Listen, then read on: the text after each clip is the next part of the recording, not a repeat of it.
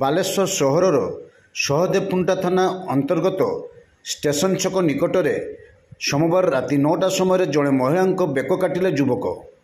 ଘଟଣାସ୍ଥଳରେ ପୋଲିସ ପହଞ୍ଚି ଗୁରୁତର ମହିଳାଙ୍କୁ ଜିଲ୍ଲା ମୁଖ୍ୟ ଚିକିତ୍ସାଳୟରେ ଭର୍ତ୍ତି କରିଥିଲେ।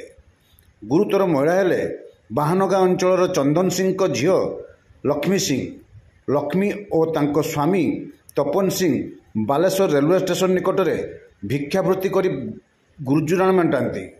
ଅଭିଯୁକ୍ତ ଯୁବକ ବେଲଦା ଅଞ୍ଚଳର ସଞ୍ଜୟ ରଣା ଉକ୍ତ ମହିଳାଙ୍କୁ ପ୍ରେମ ନିବେଦନ କରି ବିଫଳ ହେବା ପରେ ବ୍ଲେଡରେ ମହିଳାଙ୍କ ବେକ କାଟି ମାରଣାନ୍ତକ ଆକ୍ରମଣ କରିଥିବା ଜଣାପଡ଼ିଛି। ସ୍ଥାନୀୟ ଲୋକେ ଯୁବକଙ୍କୁ କାବୁ କରି ପୋଲିସ ଜିମା ଦେଇଥିଲେ। ପୋଲିସ ଉକ୍ତ ଯୁବକଙ୍କୁ ଥାନାରେ ଅଟକ ରଖି ତଦନ୍ତ ଜାରି ରଖିଛି।